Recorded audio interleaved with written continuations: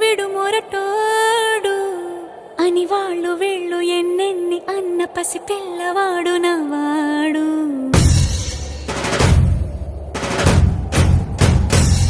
విడు ముండోడు అని ఊరు వాడ అనుకున్న గాని మహారాజు నాకు నవ్వాడు.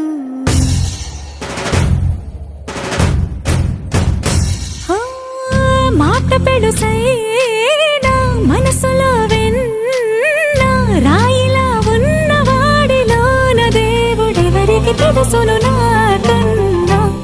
సూసేకి అగ్గిరవ్వ మాదిరే ఉంటాడు.